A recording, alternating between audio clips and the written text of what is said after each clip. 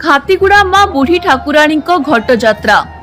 नवरंगपुर जिला तेंतुलीखुंटी ब्लॉक खातीगुड़ा आरंभ हो जाइछि मां बुढ़ी ठाकुराणी घट जात्रा। एही ठाकुराणी घट जात्रा सह जोड़ी होइछि अनेक परंपरा, अनेक किंबदंती।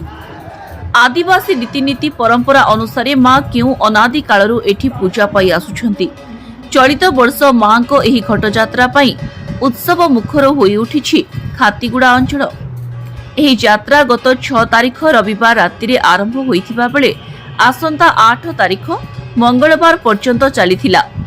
परंपरा अनुसार एही घट यात्रा रे मां बुढ़ी ठाकुराणी घट सह गोटिए छतर ध्वजा मां को मार्ग को पवित्र करिनेबा पई, गोटिए हलदी पेड़ी और छड़ा फूल रखिबा पई एक टोकेई को शामिल करा जाय।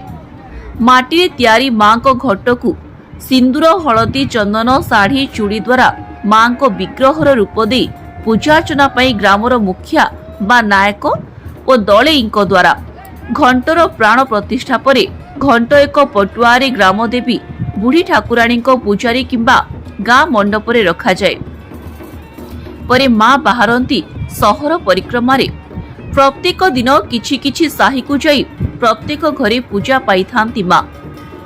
यात्रा आरंभ रे राति रे मां को हलदी मुह होई सहर परिक्रमा रे बाहरी थिबा बेले सोमवार ठारू रक्त मुखा होई साही ठारू आखपाख अंचलर गली कंदी परिक्रमा करिसेंती। मां को आगमन को नहीं प्रत्येक घरर लोके अगणा को गोबर छड़ारे मार्जित करी लाल माटी आस्थान उपरे सुंदर झोटी चिता दे मुआ, नड़िया, कदली, धूप, दीप सजाड़ी मां को आसीबा बाट को चाही रही थांती भक्त। जेहेतु वर्षरे थरे ही मां आसंती भक्तों को द्वार को, तेणु झुणा धूप बास्नारे महकी उठे सारा अंचल। घंट, बाद्य, शंख ध्वनि रे प्रकंपित होई उठे सहर। चलित वर्ष बहु आडंबर सहकारे मां सहर परिक्रमा रे बाहरी घर को घर जाई पूजा पाउथिबा हेतु श्रद्धालुंक मनरे खुशी। मां को पाखरे पाई भक्त आत्मविभोर हेबा सहित भक्तिमय परिवेश सृष्टि होइछि अंचल। 3 दिन धरी चलीथिबा एही घट यात्रा रे सोमवार राति और मंगलवार राति रे कोरापुटिया लोकनृत्य नाटक होइथिला। बुधवार सकाळु मां को घंट को ग्रामर शताधिक लोके एकत्रित होई मां बुढ़ी ठाकुराणी मंदिर रे बाजा, हुलहुली, हरिबोल, नाच गीत सह मां को विदाय दे थांती।